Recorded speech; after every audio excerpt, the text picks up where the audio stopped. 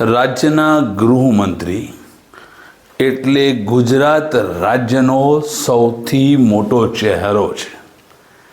આ ચહેરા માટે ગમે તેવા શબ્દો બોલાય, ગમે તેવી વાતો બોલાય, તે કેટલે અંશે યોગ્ય છે.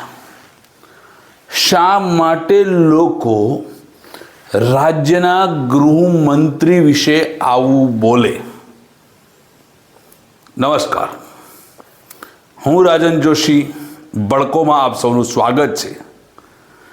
આજે તમને વાત બતાવવાની છે આપણા ગુજરાત રાજ્યની અને એના ગૃહમંત્રી શ્રી હર્ષ સંઘવી સાહેબ વિશેની વાત.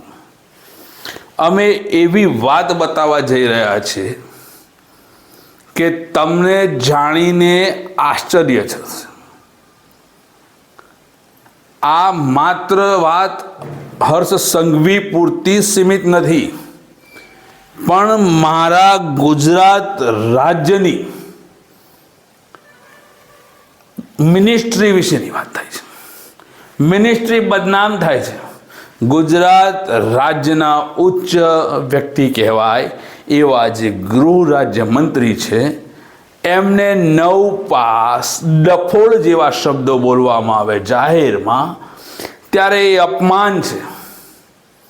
અહીંયા રાજ્યની સભ્યતા માટે અનેક પ્રશ્નો ઊભા થાય છે.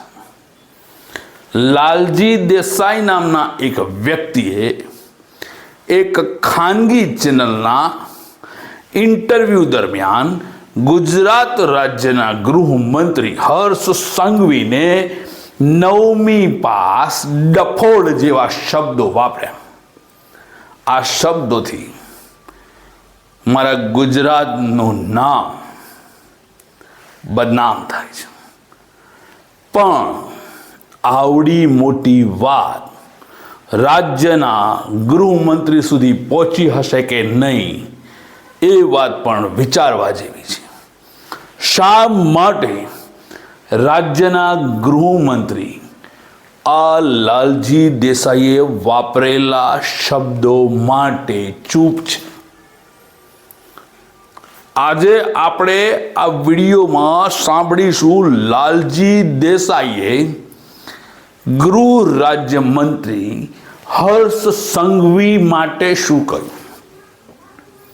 હા, આ વિડીયો જોતા પહેલા ચેનલને લાઈક કરજો, શેર કરજો અને સબસ્ક્રાઈબ કરજો. આવનાર વિડીયોમાં નવી વાત જોઈશું. હર્ષભાઈ જે છે ને, એને તો હું એમ વિચારું ક્યારેક મારા જેવા જિગ્નેશભાઈ જેવા, અમિતભાઈ જેવા, કે અમારા પાસે શક્તિભાઈ કે કોઈ પણની સામે એક વખત ખાલી ચર્ચા માટે બેસાડે તો ખબર પડે કે આ 9મું નપાસ સાવ ડફોડ ગૃહમંત્રી છે. એને કશું જ કાયદાનું ભાન નથી. એ વરઘોડા એને એ પણ ખબર નથી કે વરઘોડો કાઢવો એ ગેરકાનૂની છે. એટલે એક ગુજરાતનો હોમ મિનિસ્ટર એમ કે વરઘોડા કાઢવામાં આવશે જ, એનો મતલબ કે તમે ભારતીય બંધારણને છે એનો છેદ ઉડાડી દો છો તમે. ભાઈ, તમને અધિકાર જ નથી. અને આવા વરઘોડા કાઢવાના ચક્કરમાં પાયલ ગોટીનો વરઘોડો કાઢી નાખ્યો, અને જે હેરાન થયા એને પછી ખબર સસ્પેન્ડ થાય તો પોલીસ વાળા થાય છે. આમને તો ખાલી સૂચના જ આપવાની છે.